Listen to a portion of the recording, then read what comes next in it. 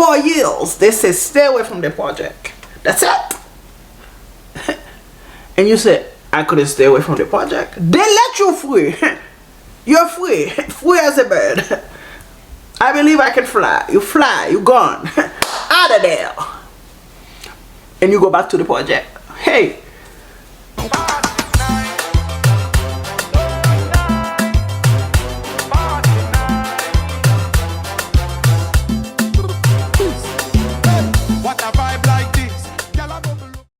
Hi guys, welcome to Tasha React. Welcome to Tasha React. I hope everybody's doing well, doing good in the hood. Hi, my name is Tasha. I do have another channel called Tachassociety where I do hair, beauty, mostly hair over there. And I do have another channel called Tasha Jean where I do story times. Check me out. Alright, let me put my disclaimer out there. This is a reaction channel, so I do talk. Sometimes I rant, sometimes I vent, sometimes I just get off topic. Sometimes I talk about nothing. If you are a person who's like, hey girl, I don't got time for the talking, I usually leave the person's information down in the description bar below. Alright, so this is part 2. So let's get started. Alright, we on part 4 of accident killing of my brother and the passing of my father and on how me changed my life. So as soon as Tuesday hit that morning, I was the only person, you know what I'm saying, in my pod had court. My time hit, I supposed to go to court at 1 o'clock. But 1 o'clock hit and nobody was here. But the dude, the older cat, he was older and he had did time in the penitentiary. And he on his changing of his life, he had came to the juvenile facility to talk to us and, you know what I'm saying, to help us. He told me, he said, hey, young blood, come over here. Come over here. Mind you, almost every day, we used to play, like, little games, and he used to whoop me every day. So I finally get to sit down, and I played with him, and I played chess with him. As I playing chess, you feel me? You know what I'm saying? I won. Bam, as soon as I won, I get happy. You know what I'm saying? But I asked him what time it was. He like, it's 1:45. Sit down, young blood. I think it was at 1:49. You know what I'm saying? It was like round 1 at a time. So we played another game. And as we played another game, we played Jenga. And when we played Jenga, I lost. Bam, as soon as I lost, I'm like, what time is it? Man, they playing with me. It's like 2:15. Nobody came and got me. Nobody said nothing. So I decided the phone came on at a certain time. So I decided to call my mama. When I called my mama, I'm like, Mama, where you at? She like, I'm up here, baby. Just have your patience. Just have your patience. I'm like, man, cause I'm not going home. My whole mindset now, I'm not going home. I ain't going home. And so I waited a little couple more time, and it was about 3. I said 3. It was 2:20 on the clock. When it was 2:20 on the clock, I got up and I'm getting mad. I called my mama again.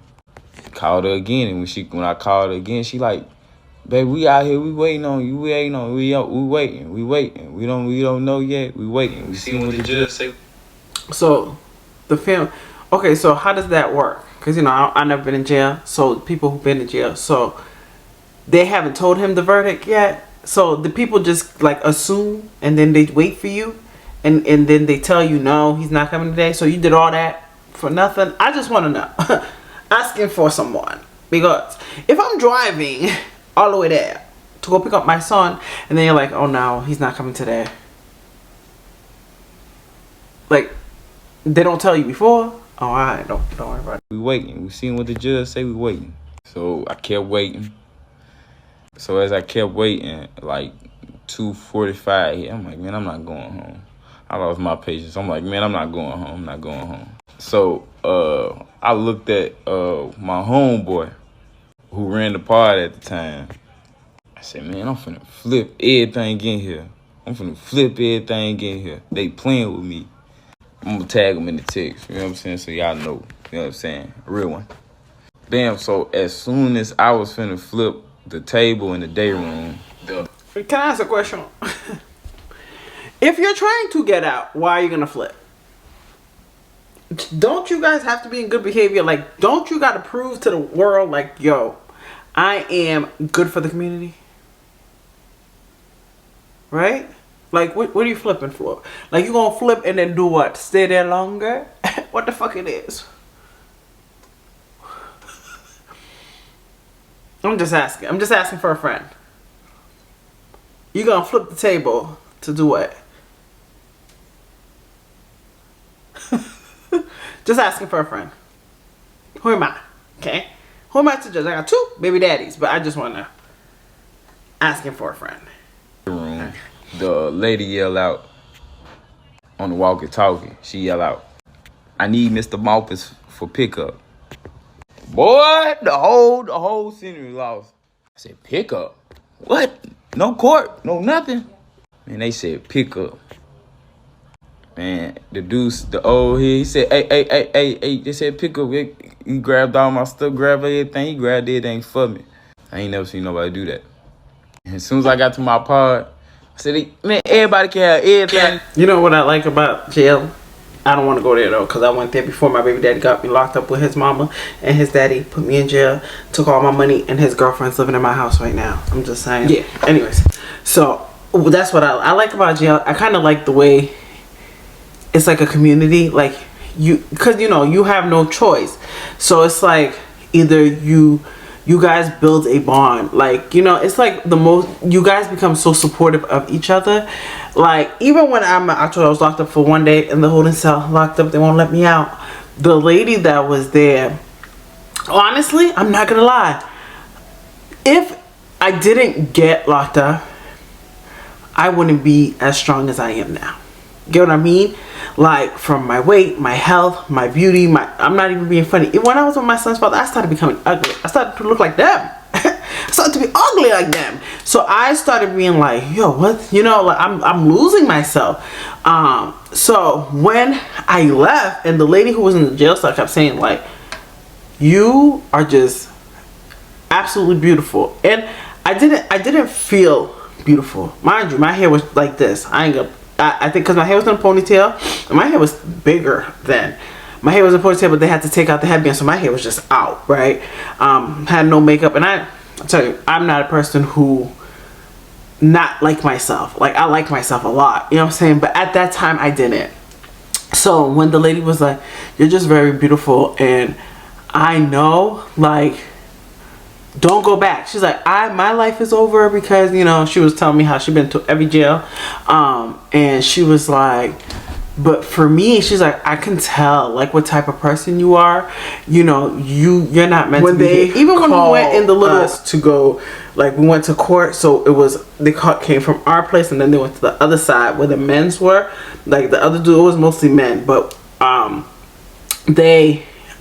no, because our thing has that, so maybe it was like another place, and then they brought the other people, so we were in the back, the other jail people were in the front, and they were like, man, I was like, what are you doing here? And I'm all like, my baby daddy, put me in jail, whatever, and I told him, and then one dude was like, yo, the karma he's gonna reap, where's the karma? But I'm just saying, it's just the way that they bring life to you, because a lot of people don't want you to end up like them, or they see a potential in you, and sometimes God has to make you sit. I sometimes believe that God puts you to sit down to think.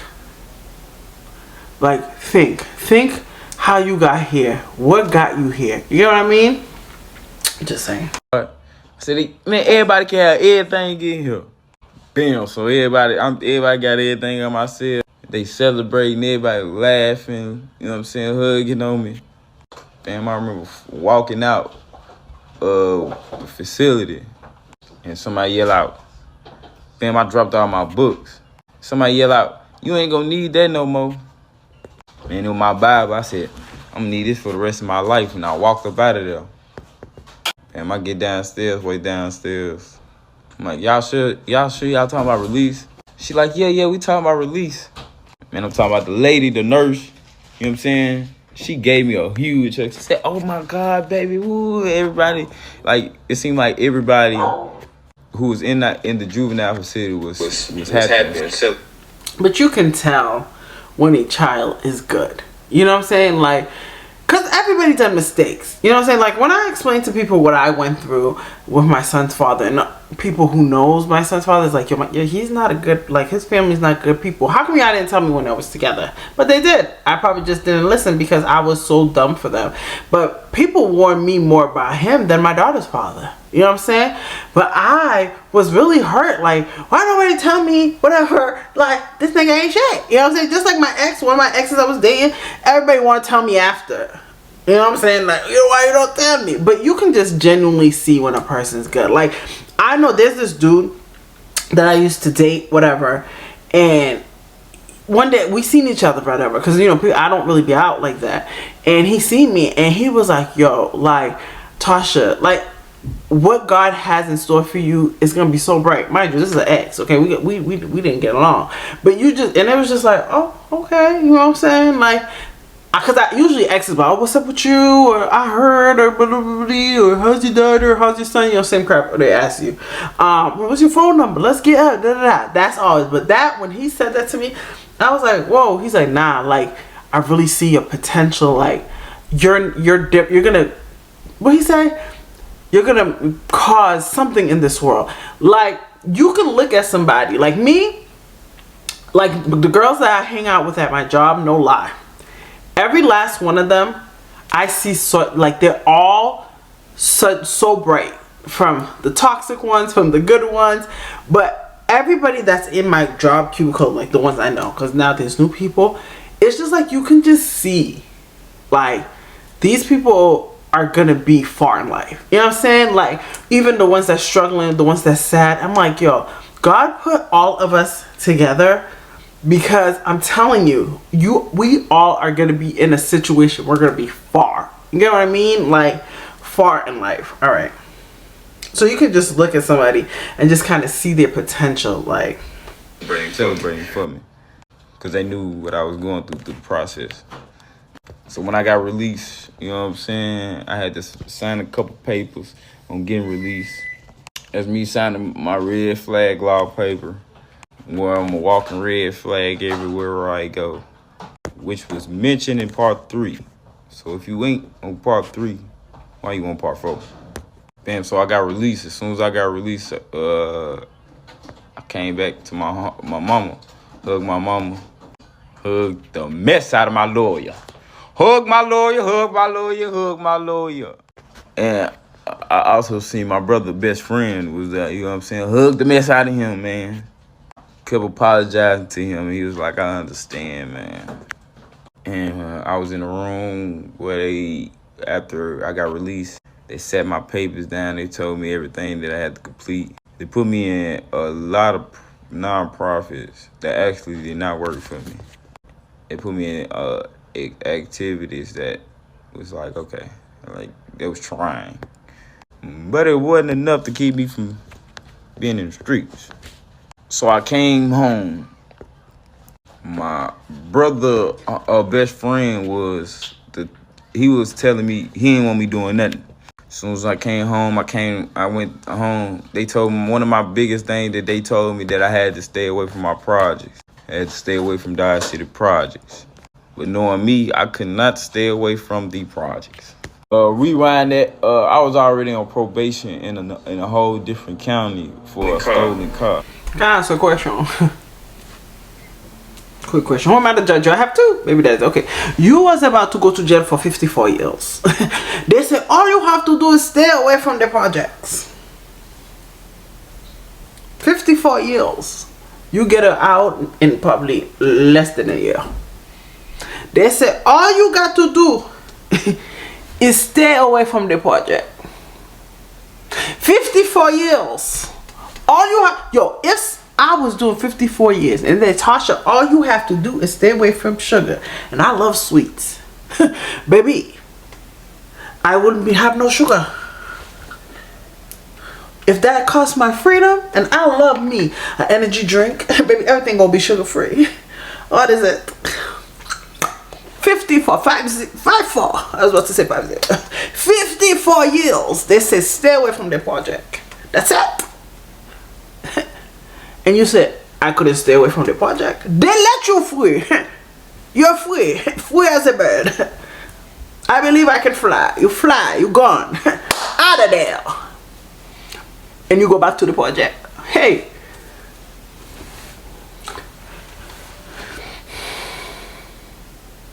I know God be sick of us, like.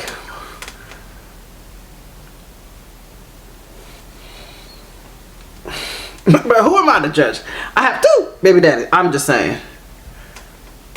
Probation in a whole different county for a stolen car and marijuana in the car. So I was going back and forth to another county to complete my probation, and they pushed my probation back, which they wanted me to be incarcerated.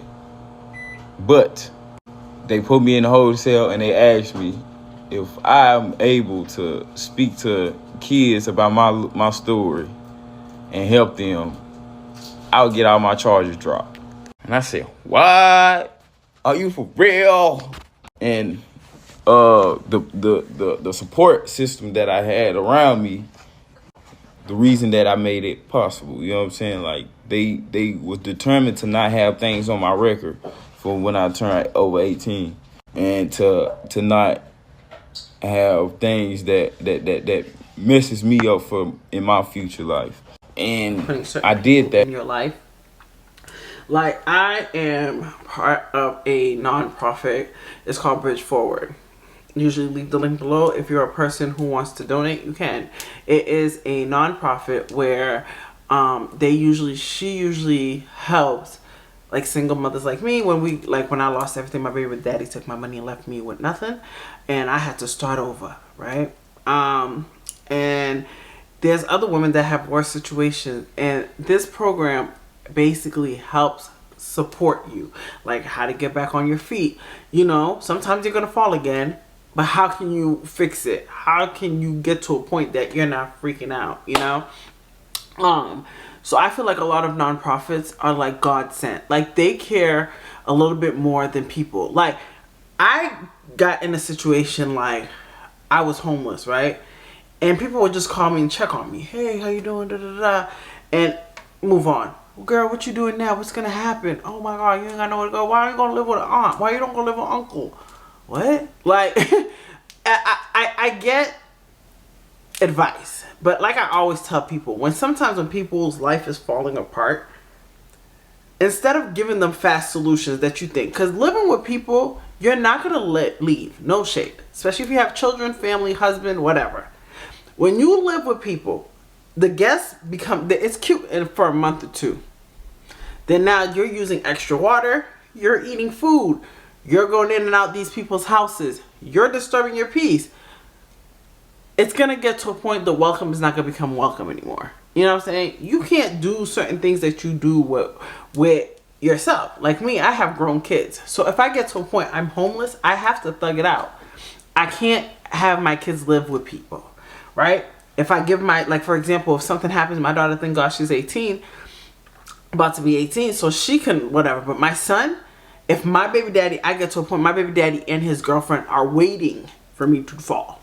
Okay? Because I told you the other time he went to him, the girlfriend said, you got a 3-bedroom. She does not. You can take him for her. That was the first thing she said. So I always know in my mind, if I lose my son or I lose everything, my baby daddy's going to take Jeremiah and make me struggle. Okay? I already know that. His mom, his dad, they like hearing me struggle.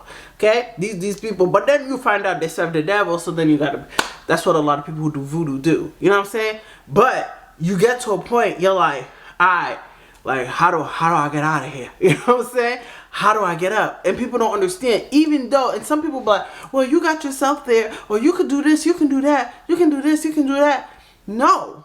Sometimes you can be in a situation you're doing good and you just lose one thing and everything goes down. Like me, I lost, when my car got repoed, my life went down like this.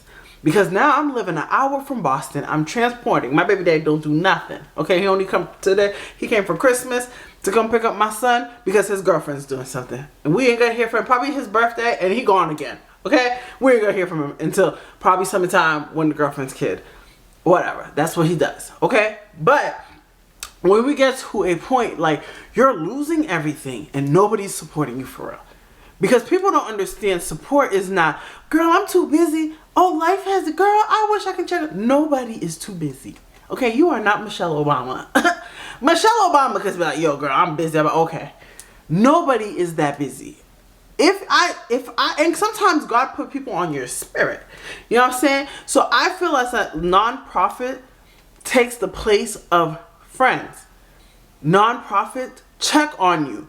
Because they know mentally, people will always say, like when somebody's about to end their life, they're like, yo, you should have told me. They did. 99.9% of them do. But you guys be too busy. Because I notice if people's lives are good, they don't know you. No shade. No shade.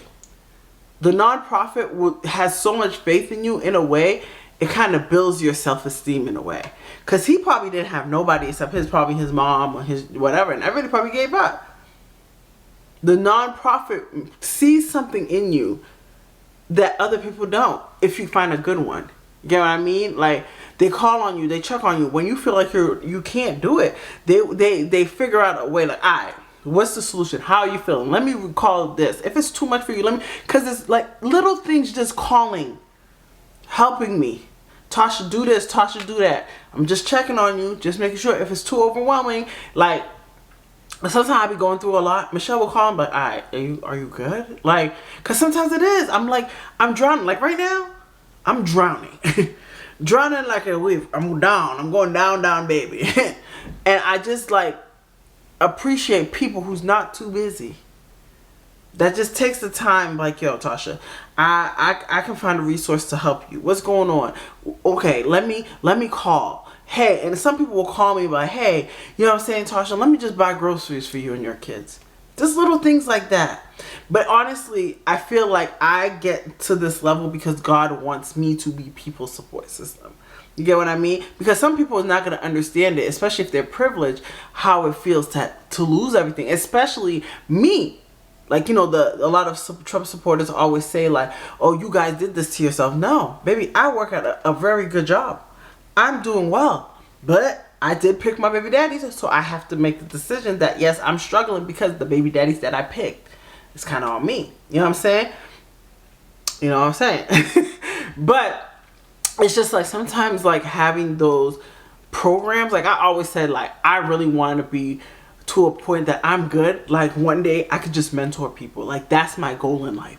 Like if God gets me to this level, and I pray all the time, God, I want to get to a level that I can help people.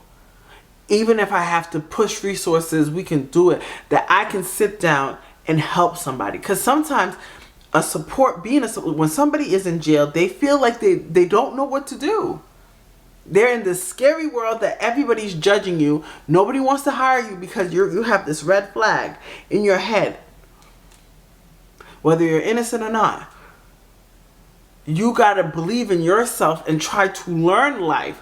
Trying to learn responsibility, learn money. You know what I'm saying? It's a lot. You know what I'm saying? Spoke to the kids. All the charges was dropped from that case. Bam. So as I came home, I continued doing the same thing, of course, that I was consumed to. Because I went to the same area, the same place that I actually killed my brother, first of all. So I'm repeating the same trauma.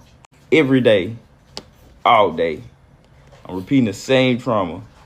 Mad at the world. I didn't understand a lot of things. So I came home to the same thing. Still doing slick, conniving ways to make my money and to get verification. Man, so some of me switch.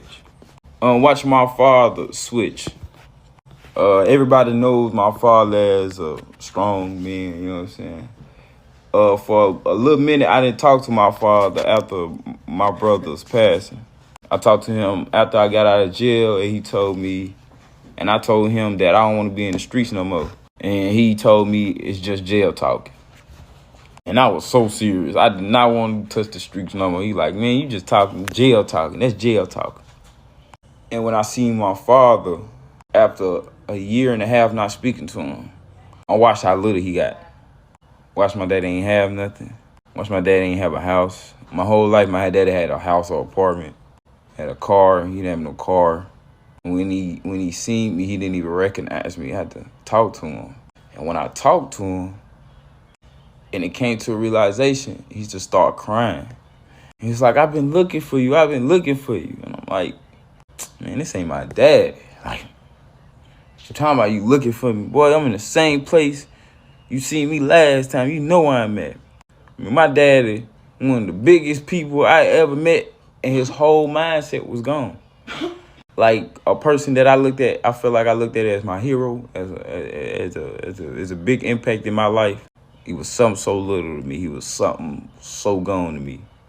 And I rolled off from my pops and I cried tears. And all I could think about, like, it's my fault. Like, my daddy like this because of me. And that's when I decided I can't live like this no more. I was continuing walking around here with firearms. I was continuing doing illegal things, conniving things. And after watching my father crumble, I decided to leave it alone. Yeah, that always comes with it. You know what I'm saying? Like, I'm not even going to say who the person is because I don't want to incriminate that person, even though I don't really care. But, like, even today, like, I seen a person come in today. And I even looked at the car, like, your nice little Mercedes-Benz car, showing off, outfit on fire. And at first I was like, really? Like, you know, like, to God, I'm like, what?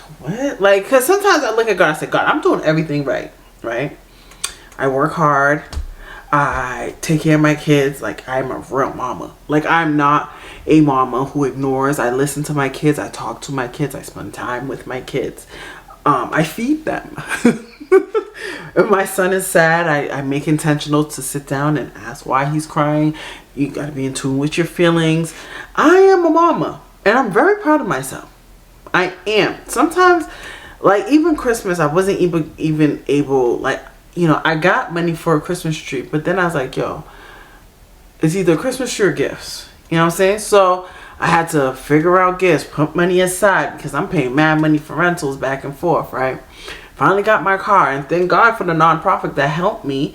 But then at a point, I'm like, okay, if I get a Christmas tree, what about food? Like, you know, and I know, like, I'm very grateful, but some people don't understand, like, when life is falling apart on you, you really got to pick from, you know, sanity, whatever. And I'm just sitting here looking at this person come in, right?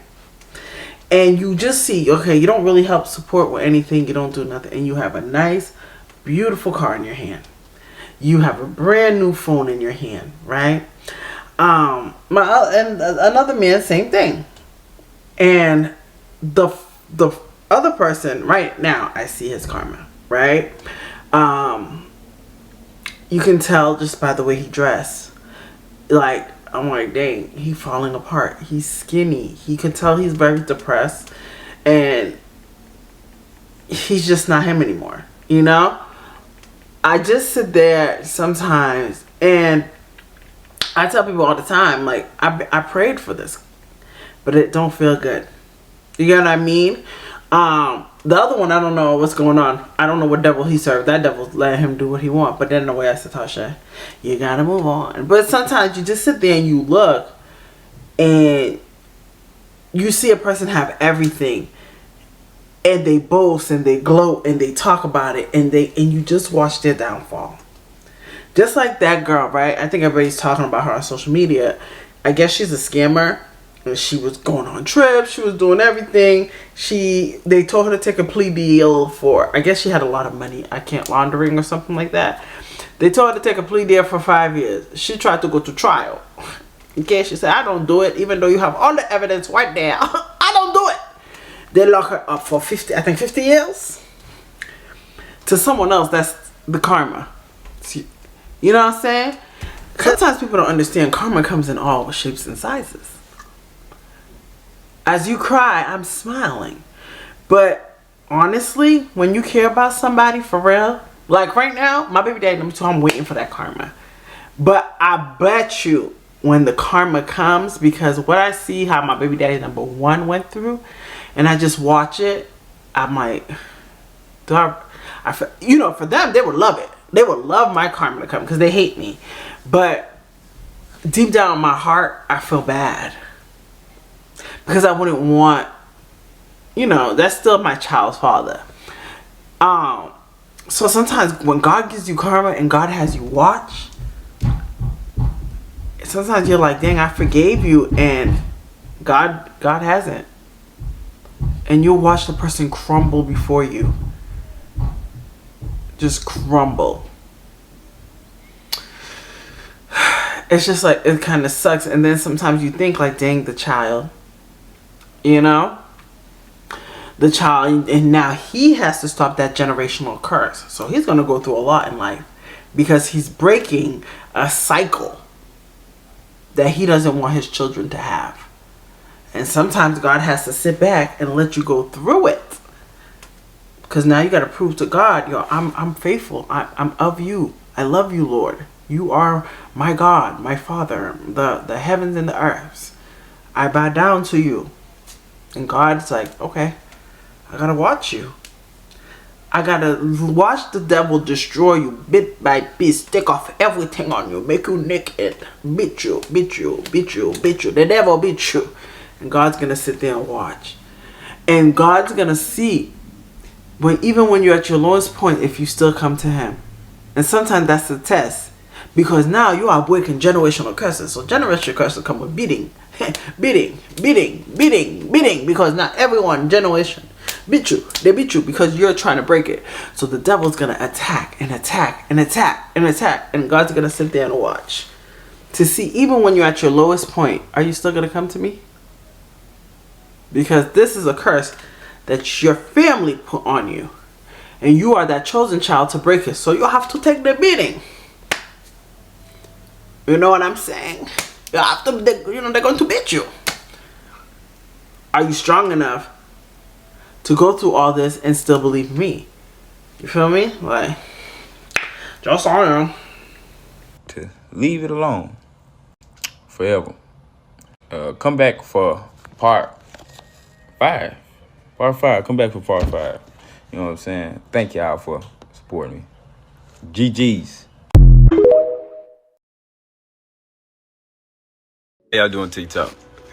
I'm back here with part 5 of accidentally killing my brother and the death of my father, and how I changed my life. A lot of people have their comments and their perceptions. Please keep them to yourself, because if you went through the same situation, 1,000% you would have did what I would have done. And don't think this cannot happen to you. If you don't think it can happen to you, it will happen to you. Back to my story. I'm gonna rewind it back to when I was in school. Excuse me, I'm sorry. You tell me to keep it to myself. But let me explain to you people. When you put it on the social media, people are going to talk about you. Because you decide to put it for everyone to listen. Mind you, none of us was here. So we're taking your words. So everybody go interpret it, okay? That's like me coming around, right? And be like, oh, my baby daddy slept with my sister and my sister had a baby. You guys are going to hear what you want to hear. Even though that never happened. But I'm just saying. If I put this on social media, I have to go to the judgment. And when you said that will happen to you, no, it will not happen to me. Okay? Because number one, I'm not for the streets. Okay? So, of course, people are going to give a judgment. Like I tell you, who am I to judge? I have 2 baby daddies. Okay? 2 of them. Alright? And I bought a house, and my baby daddy's girlfriend is living in the house, celebrating Christmas with my money still in that house. Okay? And my baby daddy's riding around. Okay? Living a luxurious life while I am struggling with the child that I helped make it with him. And his girlfriend is saying, you have 3 bedrooms. You can take everything from her. Okay? Baby, who am I to judge? Okay? And like I said, Kevin Samuel said someone like me is expired. Because I have 2 baby daddies. Okay? And I picked them. Okay? I picked them. Yeah? So I take full accountability. So just like I put myself out there, people can judge me like, yo, you're mad dumb. Why did you give him the money? You knew he was a bum. Why you do that? And you knew his mom, he was sleeping on the couch and you did this. And I have to take that because I put that on social media. You get what I mean? You can't get mad at us, Craig, because you are mad at me for what you say. You said I ended my brother's life because I see a shadow. Now, somebody's like, whoa, a shadow? Me, I get it. Because sometimes shit fucks with you. I get it. But other people are like, what? Like, you gotta understand. You can't get mad at us because some people don't understand. Okay? Because I'm not part of the hood life. Okay? I'm part of the baby mama life. Okay? So baby mamas come to me and they vent to me, I can relate. If a hood man come to me, I cannot. Because I am not from the hood. Okay? I'm rich with no money in my mind. Okay? I am very bougie. Okay? With no money. Okay? Broke. Okay? And bougie. That's me. Okay? So I get why you're mad. But when you put that thing in the social media, we're going to judge you. It comes with the territory. Yeah? And when you go viral, it comes with opinions. It comes with hurt. It comes with people dissing you. It comes with people trying to hurt you. Look at Peach McIntyre. They call CPS on that girl every day for nothing. She gets to an argument with Tia Kemp. We're going to call CPS on her. Yeah. She gets into an argument with the boyfriend. I'm going to call CPS on her. It comes with the territory. Social media will hate you or love you. And some of them is 50-50. There's people that'll just look at me and be like, oh, you're not even pretty. You think you're pretty? Okay. That's okay. And your wig is sliding in your profile picture. If that's your best picture, you know, we both can have an opinion. Does it mean it's true? No. It comes with the territory, my friend. Okay? I'm sorry. Don't be mad at me. I had to go back to school, like regular school, after that happened. Not even a week after I got released from jail, I went back to school, which my first day was cool. Everybody ran up to me, supported me, said something to me, talked to me.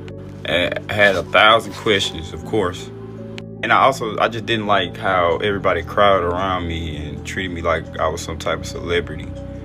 And I was going through something so deeper. Like when I came home from jail, I had to sleep in the same bed with my little sister and had to go right back to the same exact place where it happened at. So my mental wasn't 100% there. Everything wasn't 100% there. I was still on medication, still on probation, and I'm still thinking like, yeah, I'm cooked.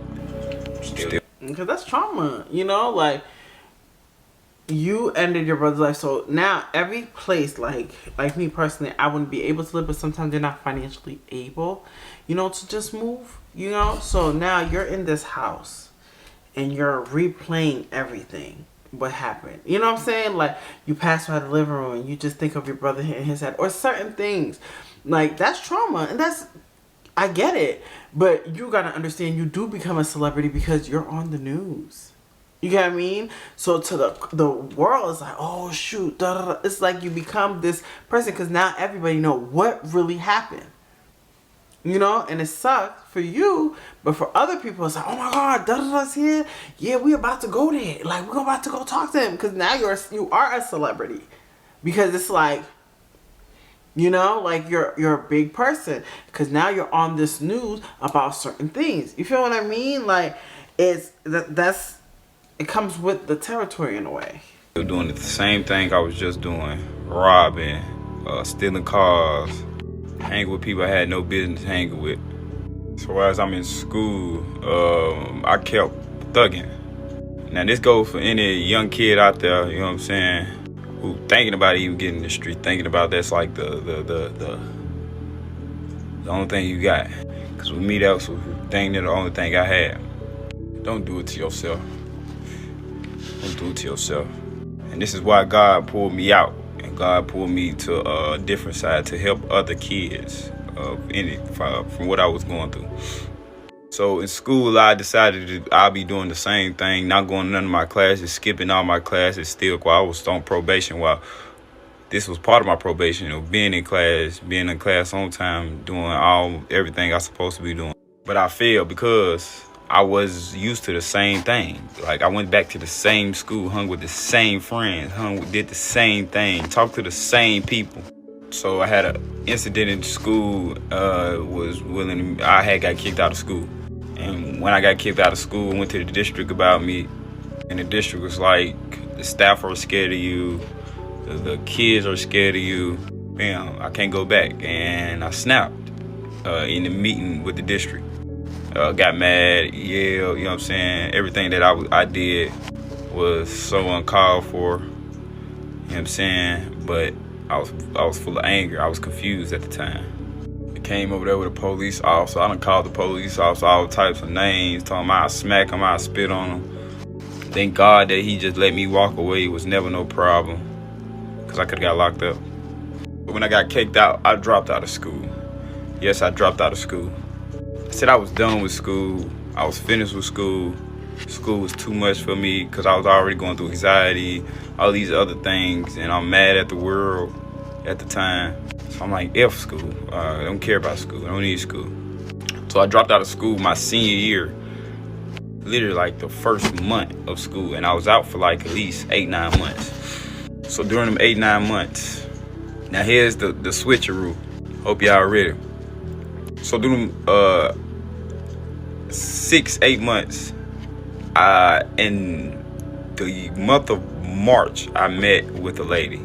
Her name is Rashida Fatuga, and I thank this lady with all my heart because she saved me. And believe that at first I didn't believe I was worth saving until then. When I had first met her, she had came to me with, she wanted me to be a part of her organization. She believed that I can be this and that and that and this.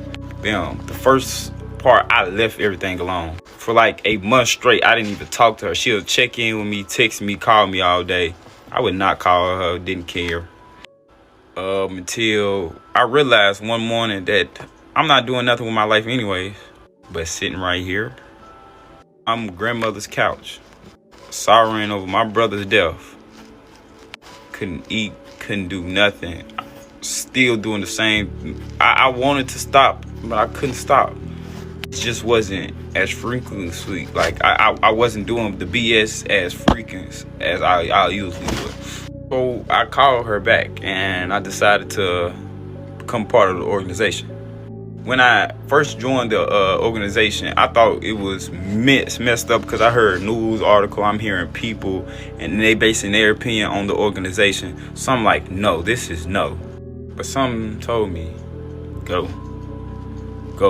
So I didn't have nothing going, so I just called. I had to.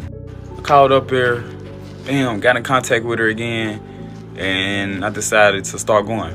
And as I started to go, I told her, I'm not worth saving. Like, I'll be dead before I turn 18. I don't even, I just want to die. I told her, I know that feeling. Okay, I felt like that recently. Okay, I kept saying, why am I here? What's my purpose? What's the reason? But I feel like that's just the devil. You know what I mean? You got to look at yourself. And I'm just, who am I to judge? I got two baby daddies, I keep telling you. But sometimes you go through all this to save someone else. I remember I was talking to, me. I tell you, I think my gift in life, I have so much people reading the Bible because of me. And I'm not being funny. I do. I have guys that come up to me and be like, yo, I'm reading the Bible. I might be crazy. I might be a little angry. But baby, I don't play about my Bible. Okay? Because I'm trying to sit next to Moses. my big homie M.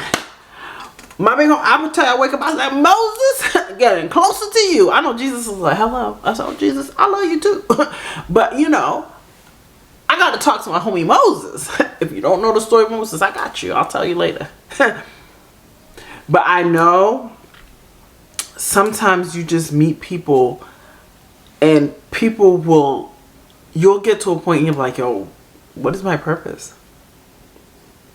Because I didn't believe, I didn't understand it. I'm like, why am I here? Why am I alive? I have people inbox me just because this channel alone. And God's like, yeah, I need you to be serious. Because you make these people's day. And I said, me? Little old me. Because I could be a lot. I know my personality. My baby daddies tell me I will never be nothing in life, especially the second one, all the time. You will never be nothing. But sometimes you got to understand your purpose in life. Your purpose in life is to shine someone else's life. Sometimes you just telling this story could just help so much people who's going through it and is desperate and is willing to risk it all just to make a little bit of fast money, and not knowing fast money comes with your soul, baby. And it goes from generation to generation to generation. Because then when you end your life, then the baby's without a father. Especially if you're a good father. You gotta always remember, the devil always wants to make you feel like nobody cares about you. I know I'm loved. I do. I know I am loved. I am the person who, when I come to a party, their birthday party, like, Tasha's here. Tasha's here. I look at my baby daddies. They're not the same ever since Tasha left. No shade. Because I am, it's just me. I talk to you in ways. I have the personality in ways. When I go out with them, I have like, people always gravitate to me, talk to me. Oh, here's the star. Here's this, here's that. Because I am that personality. Sometimes you got to see your blessing and your gifts is just being you. Your trauma can help so many people. Some people I see is hide. I talked to one girl, and I don't want to put her business out there because I don't think she watched this channel. I think she watched the other channel. She wrote me, just basically telling me what she's going through. And I said, baby, I'm here. You know, I'm going through my shit. Sometimes I'll disappear. But I don't know what made me check on that person because they were in my heart. I'm that type of person. When God, sometimes people be in my heart hard. God be like, yo, check. And that happened to me with one patient recently. And the patient was in my heart. And I said, yo, I haven't heard from her. And she died the next week. And I said, damn, Tasha, fuck. And I said it too. So now I make it an intention. Somebody's in my heart. And God said, Tasha, check on that person. I will. And she was basically explaining she's in her breaking point. And I write her. I give her resources. Mind you, I'm going through my own shit. I had a little, I don't have that much money. I said, look, I'm going to send you $20. Let me do a little bit of groceries for you. Mind you, I'm struggling. Because I know how it feels to be alone. And people, sometimes like me, I'm always going through a cycle. So people get tired of hearing about it sometimes. Like, oh, she's going through something again. Tasha's always going through something. And I get it. I do go through a lot. That's why I stopped calling people. I stopped telling people about anything. But don't cry when I'm on the course and I'm gone. And you're like, oh, Tasha should have told me. No, I tell you. Sometimes you got to check on people. I don't give a damn if you're going through things 40, 50 times. I am here for you. I don't care if you're walking in the street. I will check for you. That's what a person is. And I told God, get me to a situation that I could be there for people, even though people are not here for me. You get what I mean? Like, if that person's in my heart, I'm like, hey, I'm just checking on you. You good? How you feeling? The person like that. You know, I do it. Because sometimes it's good to be intentional. I had one person who told me they're losing everything. And in the beginning, I didn't understand, like, oh my God, they're losing everything. But I felt like God had to make me go through it to feel sensitive. Because sometimes you just hear like, oh my gosh, she's always going through something. Until you're in that situation that you're always going through something and nobody cares. Because you didn't care. Get what I mean? So sometimes you got to understand, like God works in mysterious ways, bro. And you don't understand. Sometimes you don't think you're supposed to be here. And you are. That is your journey. Your journey is sometimes to get essayed. Your journey is sometimes to lose a child. Because sometimes God thinks or knows that's your journey. Life is hard. Life is not meant to be easy. And the ones that God is going to bless abundantly, if you just hold on, God will bless you. God will give you things that you don't understand. You'll be like, what is it, God? God's going to be like, that's for the child. That's for that person. I'm there. But sometimes you have to go through certain things. You have to cry. You have to be sad. And I remember somebody said that. I remember they was talking about, what the fuck was it? What's that girl's name? Simone, when she said the $1 trillion, or I can talk to Jesus, and she said she wanted $1 trillion. But how you know Jesus? You don't know Jesus could make you make more than $1 trillion. Just his presence. You know what I mean? Like, sometimes in life you don't know your journey. Because maybe I was set with Jesus for 10 minutes and ask every question. Why you bring the baby daddies? That's my first question. Especially the second one. You know they do voodoo. Why you let me have the babies? What is it? That's the first question I want to ask Jesus. But sometimes you feel as if like, yo, I'm here. Why am I here? You know what somebody want to that would die to live, like to be alive again? That cry in the cancer bed to ask God why. I just want to have one more day with my children. Sometimes we don't value life. But baby, definitely, baby, especially if your soul ain't right with God. No shit. I don't know. Everybody don't believe in God. I know people believe in rocks and crystals and turning dust by dust and turning into sand. But baby, if those who believe in God, baby, if you don't get your soul right before you kill yourself. Because God got you here for a reason. And when God overcomes and you overcome all this, baby, your life. Imagine he in his life. Look at the blessing. This him going viral. This is new opportunities that's going to begin. God is just showing you the beginning. The viralness is just, God's like, this is just a sprinkle. Just a sprinkle. Now with who I am, I'm going to show you. You know, sometimes your journey, but I tell people all the time, if those who read the Bible, the 12 disciples were thieves, murderers. If you guys don't know the Bible. The biggest people that's named in the Bible that is glorified, they were not of God. They did bad things. A lot of people that are of God are not people who became pastors. The pastors were actually the bad people. It's the people that done sin. And God said, you know what? I believe in you. If you believe in me, I believe in you. And I'm going to change your life. But you're going to have to suffer. Because the sin you did before. And people always go, oh, why did I go through this? Sometimes you go through generational curses because of a family member. You don't know what bloodline you have. Maybe someone in the bloodline essayed somebody. And unfortunately it went to your grandchildren or went to your daughter. And sometimes you got to break the curse. And some people don't believe in God. People believe in rocks and crystals. What you think? You think it just disappears? No. You got to break that bloodline.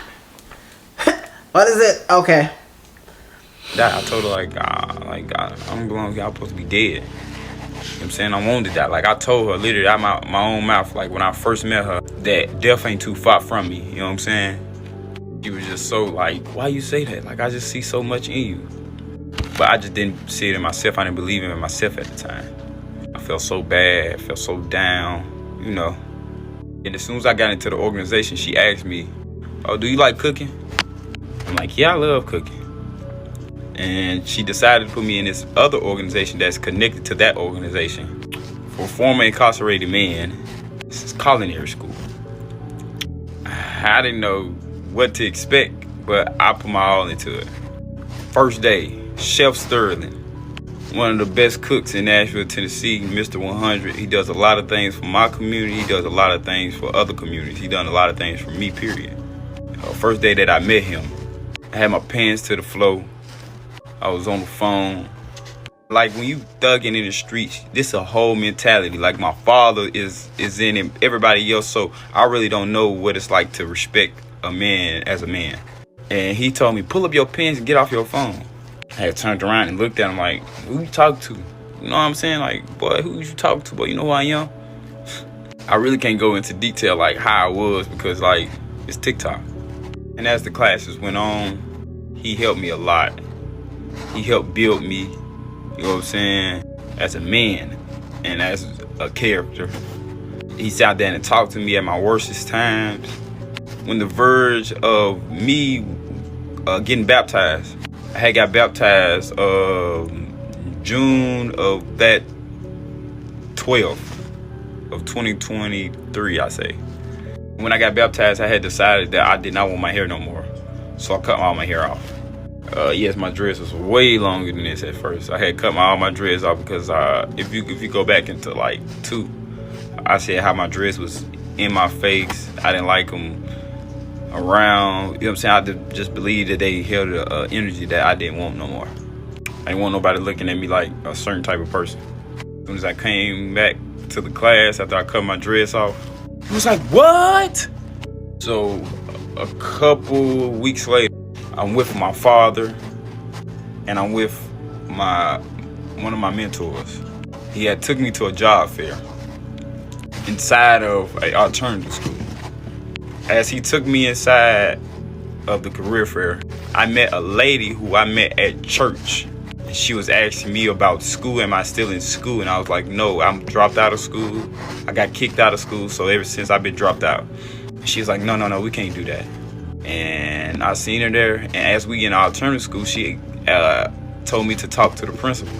So I talked to the principal about me coming to school. And he was like, yeah, you're in. Bam, just like that, you're in. Bam, he got backlash from the district because I was not supposed to be in schools, period. They didn't want me in alternative schools. They didn't want me into regular schools. They didn't want me around nobody younger, like, because I had like a savage mentality and I ran everything. Still to this day, when I tell people I changed my life, I didn't change like period my life. I changed what I do. So everything that I used to do, I just could consume it into something positive. You know what I'm saying? So I could take that energy out on something positive. And we're coming back with part 6. And part 6 is a huge one. So I hope that y'all just here to watch it. You'll love part 6. Part 6 is all about me transforming. Thank you. Thank you for your time. Thank you for your patience. How y'all doing, TikTok? I'm back with part 6 of the actual killing of my brother and how my father passed. If you're on part 6 and haven't seen part 1, part 2, part 3, part 4, and part 5, please go look at them. Now this is the success part of it. So as I'm going into culinary school, I'm still having my troubles of doing the right thing. I had got into a situation that made me have so much drugs at the time and so much money. I wouldn't even say like it wouldn't be so much, but it was enough. And my whole life, my father had sold drugs, did drugs. So the first person I came to was my father. The main reason that I started back into the street was because the funding had stopped because Trump had got in office. So I'm in the kitchen with my pops. He teaching me how to cook, if you know what I mean. Sitting there talking, chatting up. It's like probably the best time that we ever had together. Growing up, me and my pops never got along. We never got along. We always had our difficulties. And right there, I felt like that we had a huge bond, especially after my brother. So we hit the Ave, we hit the block, and as soon as we hit the block, we get to serving. My dad was like, "This whole strip yours. Everything out here is yours. You can have everything." I'll never forget this. And I looked at it. I see my granny, cousins, uncles, father on the same block that made me. And I sat across the street and just looked at my family for a little minute. Never went to no family reunion, don't know what family feel like. How I grew up, it was real saying harsh, because it's passed on generation of hardship. Because if you look at the crack, all this makes sense to why I was created and what I was created in. As soon as that happened, I had told my pops, can he drop me off at the house? He said, you don't want to make no money? I said, nah, not tonight. Got back into the house. I put the drugs into a book. So for a year straight, I'm finna put this in y'all mind. 2 years straight, I had drugs in the book, still debating on should I use them or not. So 2 years, almost 2 years, I had them in one. Can I ask a question? Did drugs don't expire? I'm just asking for a friend that I don't. Drugs don't. Does it expire? It's like a expiration date? Nothing. I'm just asking for a friend. Oh, just asking. In one box. So when I did that, I'm like, yeah, this over with for me. I can't do it no more. So day to day, my dad used to come pick me up, talk to me. We used to talk, chat it up. I love my pops. He had the best conversations ever before he passed. And the fun that had got back started. So I was good. So I told myself I'm officially done with the streets. I'm just gonna focus on cooking and public speaking at the time. So that's what I was focused on, and my music. And as I'm doing that, I'm in school. I'm back in alternative school. Bam, alternative school was so good to me. You know what I'm saying? Because they wanted me to graduate. They knew I was so smart and so intelligent.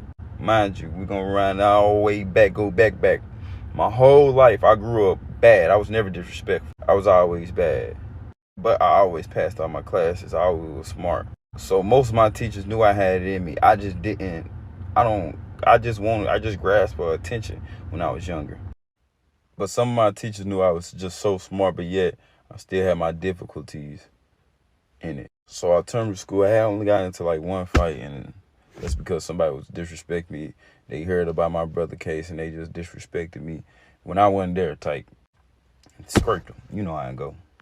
Got to the end of the school year. I graduated high school with 32 credits. I think you need 24, 25 to graduate from high school. I had way more credits to even graduate. I tried to go back to my old school that I got expelled from, but they was like, no, you're not walking the stage with us. I'm like, okay, cool. Tried to do it with the alternative school. The alternative school deadline I was too late on the deadline. But they tried to redeem it and try to put me in there. And then one of the councils was like, no, he don't have an art elective. I can't graduate because of art elective? Boy, I pissed a bitch in there. Flipped everything, flipped all the tables. I entered. I'm not trying to be funny. You have to prove to these people that you're good. Nigga said, what? Fuck this shit. Like, again, we trying. Why are you so. Yo, like, you just breaking shit. You try to prove to them, like, yeah. Why you keep breaking shit? And they're trying to, like, work with you. Child. Tables. And walked out. Stormed straight out. Got home, cried my ass out. Told my mama, told my father. Mama ain't really say nothing, but my daddy was telling me. Mind you, my father, he had dropped out at 12 years old. He don't even know nothing about school. Like, his sense of ability is so slow. So it's like, you're going to have to talk to him. But when I told him that I wouldn't graduate from high school, that I was going to drop out, he, like, told me, what are you doing? That's the first time I ever heard my father talk to me slow, talk to me calmly, and tried to understand where I was coming from. He was still like, I'm not going to lie to you, you still need to graduate. And he was just telling me how hard I was fighting, how hard he looked at me. Bam. So before this, we never had a good bond, especially after my father started doing drugs. He did drugs, he said the most unpredictable thing. But me as his son and me as a person, I understood everything. He used to call my phone, complaining about my father. I used to be in meetings with huge people, with state council people. My father used to call my phone just to piss, cause he mad at the situation about my brother. And I used to cry. All I did was keep blaming myself. I kept blaming myself. So the month of June hit. There was this one school called Old Cockra Academy. I went up there to go see can I graduate. And first starting off, the lady at the front desk told me no, because she looked at my record and she was like, "You been a gang intimidator since you was in the 7th grade." She told me no. But the other lady had called up to the alternative school and had talked to the principal. And the principal was like, "Yeah, he's good people, he's cool." You know what I'm saying? You know, he gave me all my props. He said he loved me. But at the end, he said he know Miss Haywood. Your connections, man. Connections. She said, "You know Miss Haywood?" I'm like, yeah, I know Miss Haywood. And she said, off top, you're in. I'm in. They got me into the school and they got my transcript. They got everything ready for me. And she asked me a question. She was like, "Why didn't you graduate?" I'm like, "They said an art elective." She said, "An art elective?" She said, "You have computer science in here, which is computer art." She said they could have passed you. Like, man, well, it's over now. She was like, "Well, we got you. You can graduate in July." Pow. She said I didn't even have to do no work, no nothing. You already here. So I waited time out. A month later, July hit. July was one of the best months of my life. I had graduated from culinary school a week before I had graduated from high school. So I got my culinary license. Made me become a chef, a lead chef at that. The whole time I was in the class I led, I was the youngest person in there. Thanks to Chef Sterling for knowing who I was as a person. So he had me at lead chef. I was the youngest. I was 18 years old at the time. Running grown man. Man, made me, it was a lot on me, but I made it happen. When I graduated from culinary school, a week later I graduated from high school. One of the best times of my life, spent with my family. Nobody gave me nothing for graduation. I never got nothing for graduation, for culinary school. I never got anything for nothing that I chose to do on my own. And I really didn't expect one because I grew up. So as I got done with culinary school and high school, I decided to get into public speaking. My first public speaking thing was in front of over 10,000 people. Had spoke about gun control and gun violence at the state capitol. And that right there showed me my light right there. What I can do, how many people I can bring. But I made such an impact on it. As we know that them people in them positions are very corrupted. When I spoke, as soon as I spoke, they changed the law. They dropped the law, the gun law to 18 in my state. And at first, I downed myself. But my mother was like, "You literally have so much power to make somebody else change their decision, to mess with their mind." And we're going to come back for part 7, man. It's greatness, man. Y'all, I hope y'all watch. Thank y'all. Thank y'all for y'all love and y'all support. God bless y'all. Keep like, sharing, and commenting so I can share more. How you doing, TikTok? This is the part 7 of accident killing my brother and the passing of my father and how it changed my life. If you here and you're on part 7, it is important on part 1, 2, 3, 4, 5, 6. Why are you here? So when I graduated, I started off with public speaking. For me, public speaking, I loved it. And I feel like I got inspiration from a lot of people. But going on to that, I was still into the organization, and I was elected to become the president of the organization. Here's the organization. And then got my certification in violence interruption. Did some AVP training. And right after that, found out my father was in the hospital. So I ended up dropping everything and running to the hospital. Doctors telling me the way doctors telling me to have my patient. And mind you, you guys, I'm dang near the only person that cares about my father during this time. So I'm the person that has the right to write on things, to say things, to do things. A 19-year-old, and I had so much on my plate already. So daddy day that I kept going to the hospital, watching my father breathe through 50 different machines, keeping him alive. Watch my father grasp air. Watch my father seize every time he want to react to something. Watch my father cry. Only thing he could do was cry. Understood my father that day. Like, we had our difficulties all my life, but I understood my father that day. I never felt so much sympathy from a person. Like, I felt so like I understood him. From that on day, like that day, I wasn't mad at him, like nothing that he done. He taught me nothing. My dad was up there for about 3 days before he passed. I remember on that third day, they telling me that my father had no insurance to keeping him on this machine. They said that my father is sick, suffering on this machine. They said 20% is him and the rest is the machine. 80% was the machine. And me as his oldest son, I guess I had to pull the plug. And I told them, can you wait just a day? Because like I can't grasp like doing that. I accidentally killed my brother, and I have to be the person that choose to pull the plug on my father. Thought about it that night. I feel like I became a man that night. Like I didn't cry no more. I had to weep. I didn't feel no sadness. I just got things done. The next day came. They showed me his brain activity. He had no brain activity. He was brain dead. They said his brain cells was dead. And I cried.